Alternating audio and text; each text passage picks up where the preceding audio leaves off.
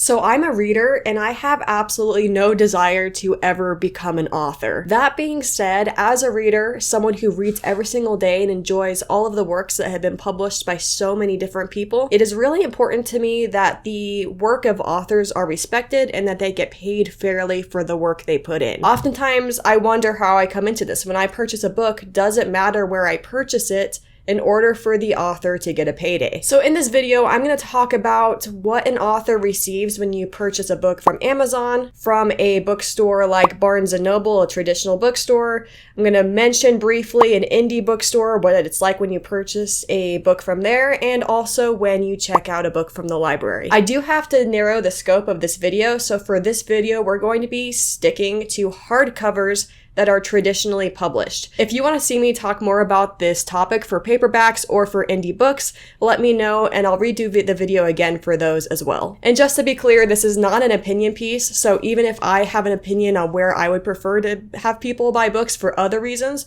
we're only sticking to the topic, what does the author get paid? It's meant to open a conversation. If you have other considerations that you think should be brought into this discussion, please go ahead and put those in the comments. So to get started, let's talk about what happens when you purchase a hardcover book from a traditional publisher via Amazon. There are many people who will tell you for many different reasons why they don't believe you should purchase your books from Amazon. All of those reasons are worth hearing out, but today we're just going to talk about what does the author get paid when you purchase that book from Amazon, and do those deep discounts that you often see on Amazon do anything as far as the author's paycheck. Amazon will usually purchase a lot of books from the publisher at a wholesale discount, so before you click buy, they already have tons of those books in store. Oftentimes, the discount that Amazon will get from a traditionally published book will be around 50%. When you purchase a book on Amazon, it is more likely that the author does not get paid their full amount, but it is not for the reason you think. In an ideal world, an author will generally get about 10% of any book that is purchased by a consumer.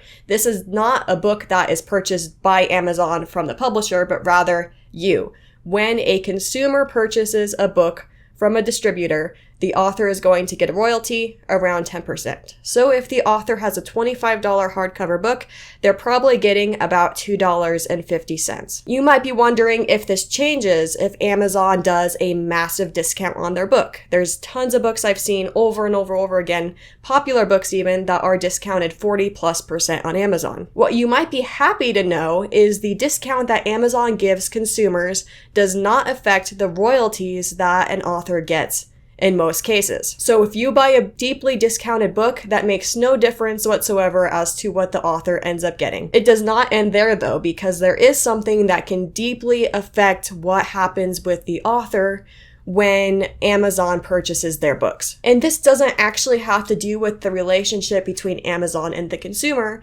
It has to do with the relationship between an author and their traditional publisher. Most traditional publishers have something in the contract with an author called a deep discount clause. This happens in about 50 to 70% of cases. What this means is it's usually around 55%. If a publisher sells a book to a distributor like Amazon for 55% off the price, this will trigger the deep discount clause. What a deep discount clause will generally say is that an author does not get their full commission, or maybe sometimes even no commission, if the publisher was forced, so to speak, to sell the book for such a low price. And to be clear, this does not usually happen when traditional publishers sell a book to Amazon, because most of the time traditional publishers will give Amazon about a 50% discount. However, a publisher is much more likely to give a deep discount of 55% or more to Amazon than any other bookseller because of the volume of books that Amazon sells. Amazon just has such a huge share of the market that they're more likely to get that deep discount, which has nothing to do with necessarily the relationship between the publisher or Amazon and the consumer, but because the publisher sold it for so little to Amazon, the publisher will be giving less royalties to the author. Unfortunately, as a consumer, you have no way of knowing what has happened behind the scenes between a publisher and Amazon, and if this has happened to a book you enjoy and that you want to buy. This is not public information. Each individual agreement is a private thing between private companies and individuals.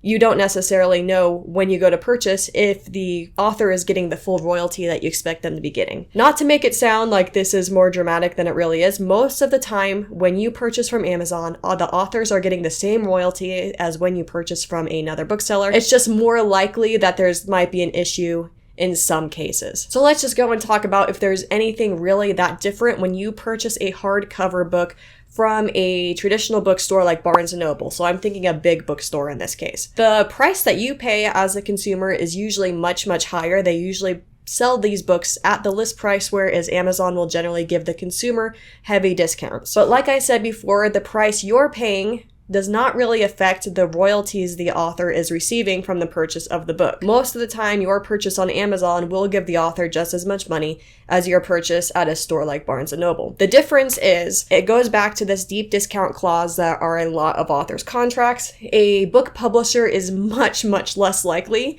to sell books at that deep of a discount to a store like Barnes & Noble. A store like Barnes & Noble will generally still get a wholesale discount because that's how they make money and operate, but that wholesale discount is probably going to be around 40 to 45%, further away from the usual triggering of the deep discount clause at 55%. And just to be clear, this is going to be a little variable for every individual case.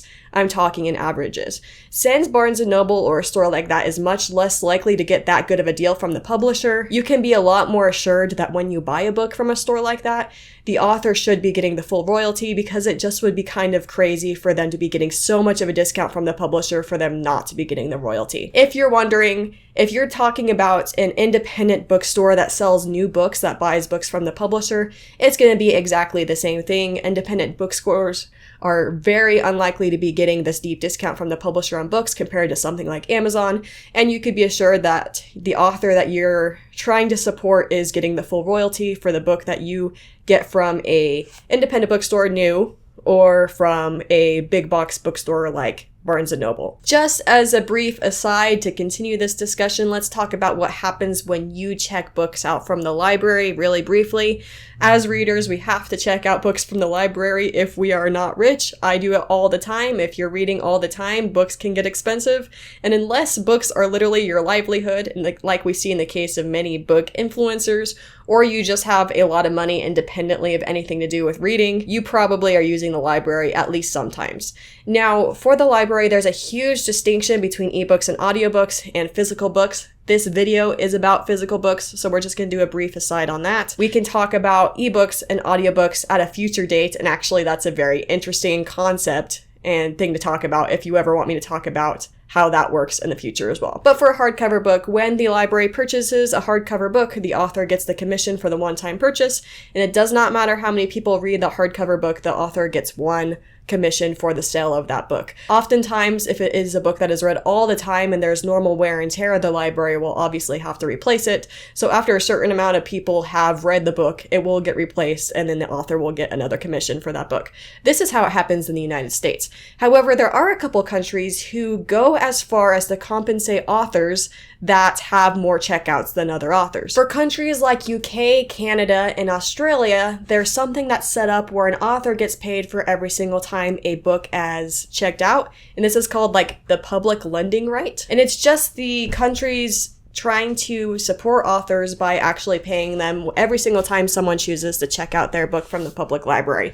Now, this does not apply to all authors. This only generally applies, and each country is a little different, of course, but this generally applies to authors from that country. So even if a huge author like Sarah J. Maas or Brandon Sanderson, or I'm obviously a fantasy girly, gets a ton of checkouts in Australia because they are not Australian, they're not going to be paid for those checkouts. But an Australian author that has a book in the public library in Australia will get a little bit of money for each time you check out a book. And this brings up a huge question of if we should be doing this in the United States and if it's a good idea to just bring to other countries as well. It does definitely foster an environment where we actually care about the effort that these people have been putting in to both inform and entertain us. And I personally as my opinion, think it's a good idea. So this is supposed to be a pretty short video. I just wanted to briefly discuss this topic as it's a topic that is important to me. Let me know what you think about this topic in the comments. Do you think you or other people should buy or acquire books in certain ways? How else can we support authors rather than just a monetary way? And also, should I do this video for indie authors? See you in another video.